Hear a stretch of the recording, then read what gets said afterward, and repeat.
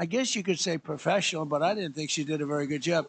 You have agitators, and we will always be protecting ICE, and we're always going to be protecting our Border Patrol and our law enforcement. Yeah. In your conversations with these oil executives today, do you provide any security guarantees so that they can do their work safely in Venezuela?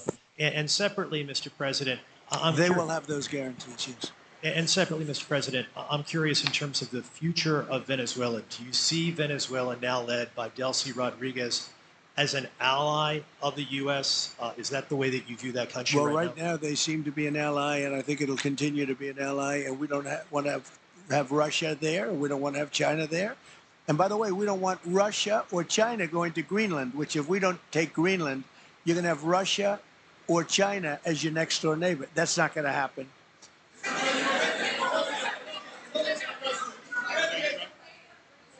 The white. Mr. President, thank you. You just said that these companies would have security guarantees if they go in on the ground in Venezuela. They will have. And what is your plan there actually for these companies and those Americans who are going to be on the ground working for these companies? Well, there are going to be Americans. I assume they're going to be using a lot of Americans, but they're going to be using a lot of people from Venezuela and other places, I would imagine. But I would think that mostly they'll be using Venezuelan workers. They have a lot of great workers. They have a very high unemployment rate, and they have workers that are very familiar with taking oil out of the ground. Yeah.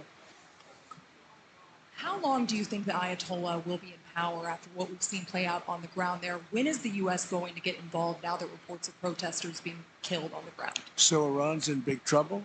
It looks to me that the people are taking over certain cities that nobody thought were really possible just a few weeks ago. We're watching the situation very carefully. I've made the statement very strongly that if they start killing people like they have in the past, we will get involved. We'll be hitting them very hard where it hurts. And that doesn't mean boots on the ground, but it means hitting them very, very hard where it hurts. So we don't want that to happen. There have been cases like this where President Obama totally backed down. But this is something pretty incredible that's happening in Iran. It's an amazing thing to watch. They've done a bad job. They've treated their people very badly, and now they're being paid back. So let's see what happens. We're watching it. We're watching it very closely. Go ahead, please. Yes, go ahead. Thank you so much, Mr. President. Do you have any comments in reaction to the recent attacks by the Syrian government alignment groups against US-backed Kurdish forces in Aleppo, Syria, which killed dozens of civilians and displacing many families? Does your administration bring peace between the Kurds and the Syrian government? I want to see peace, yes, I do. The Kurds and the Syrian government, we get along with both, as you know very well. They have been natural enemies over the years, but we get along both, and we want to see Syria succeed. And so far, I think they are succeeding, but this is just breaking out, and we want to see that stopped. Go ahead, please. Colombia, Gustavo Petro, in a few weeks. Do you hope this meeting with Gustavo Petro marks a new chapter, a new beginning in the benefit of the U.S. and Colombia relations? What country? Colombia, with the president of Colombia, Gustavo Petro. I had a very good talk with him yesterday, and he's been very hostile to us and to the nation and to me, called me a dictator and lots of other things. Called Biden some terrible names, far worse than he called me. But he called yesterday through people, and he wants to meet, and that's fine with me. I've made up with people also, So we're going to have a meeting with him. We had a very good conversation. The people of Colombia are incredible people. Marco would know that better than anybody because he's married to a woman from Colombia. And I don't mean Columbia University. That would be, I'm not sure. I think I like Colombia, the country, better, if you want to know the truth. The people are, hold it. The people are great people. I look forward to meeting with them. Going to meet in the very near future. President of Venezuela here in the White House, would you greet her to discuss the fate of the oil? Yeah, well, I'm going to meet a lot of people, and we're going to meet, we meet a lot of people. When you end 8 wars, you get to know a lot of people, and I think it's very important. As an example, we have over $18 trillion, think of that, $18 trillion coming into our country. A lot of that's coming in from foreign countries like Saudi Arabia and Qatar and UAE and others. And I get to meet a lot of people, but I will be meeting with various representatives of Venezuela probably pretty soon. We haven't set that up. But the relationship that we have with the people that are currently running Venezuela is very good. We also have a young lady that received the Nobel Peace Prize. She's going to come in and pay her regards to our country, really, to me. But, you know, I'm a representative of the country, nothing else. And she's coming in sometime next week, I think Tuesday or Wednesday. And we'll see how that is. But no, we're dealing with the people from Venezuela. We're dealing with them very well. I think they've been very smart in the way they've dealt with us, frankly, because that whole place could have been obliterated with one more strike, and we didn't want to do that.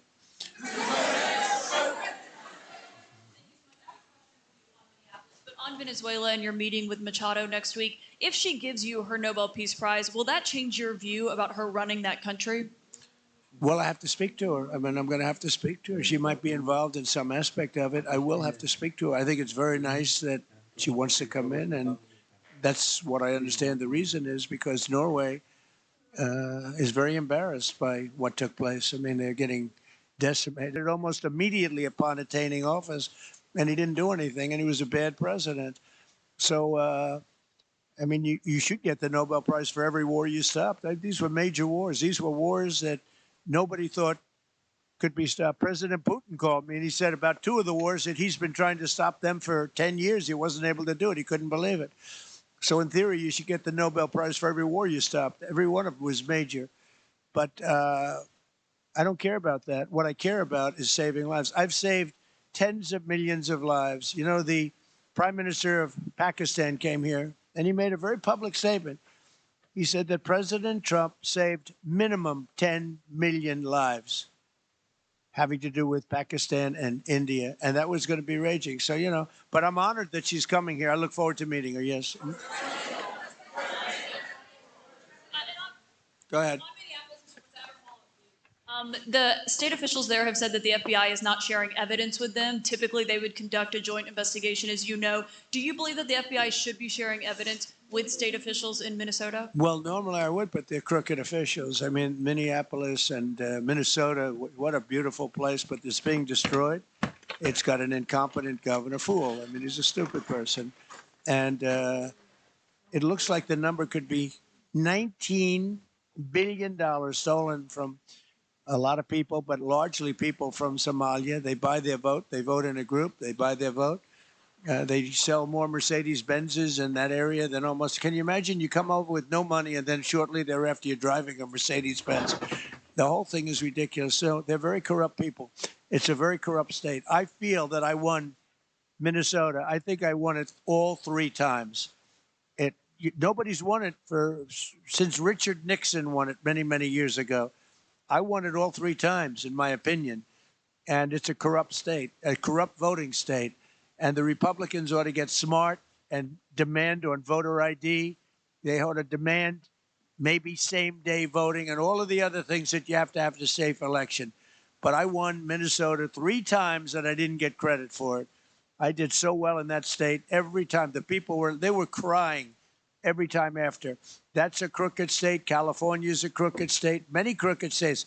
We have a very, very dishonest voting system. The last time I won, 24, the one that just took place, I won because it was too big to rig. You couldn't rig it. It was too big.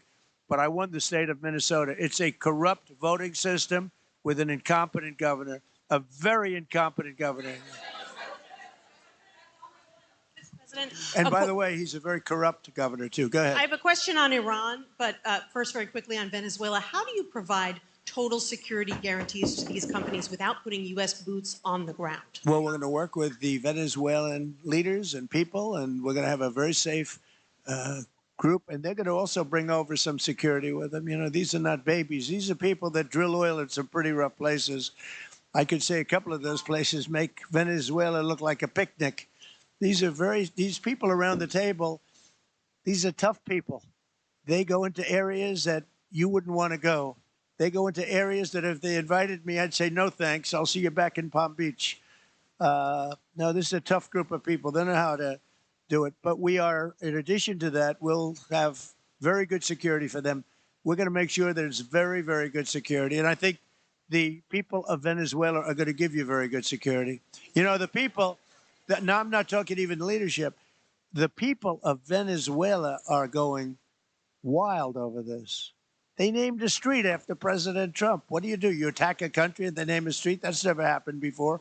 Although I heard that's also taking place in Iran. They named a street. The protesters.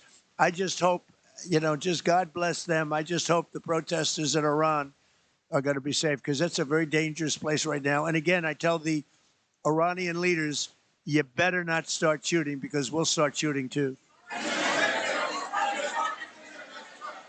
With your glasses, sir, go ahead, President, please. but on the, Hold it.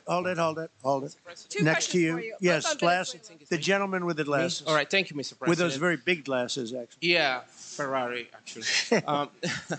Mr. President, I have two questions. What do you want the European Union to do in Ukraine? The European leaders seem pretty divided on Ukraine. And then if you can reiterate this straight message that you have to the Iranian leader, to Khomeini, the message that you have. You're talking about Iran. Oh, Iran, yeah. What the do I first one want is on Iran Europe. to do? I'm sorry? Where are you from? Italy. Oh, nice place. Yeah. Okay. Thank you. The first question So is what on are you Europe. asking about Iran for?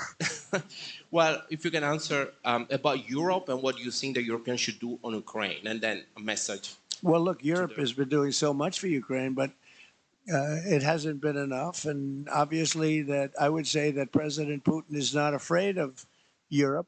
He's afraid of the United States of America, as led by me. There's no fear of Europe. You know, Europe's fallen behind, and Europe, and JD said it very strongly. I don't know. It's he took a lot of heat, but I didn't give him any heat. Europe is a different place. Europe is changing. Europe has got to get its act together. I love Europe. I guess I came from Europe, essentially.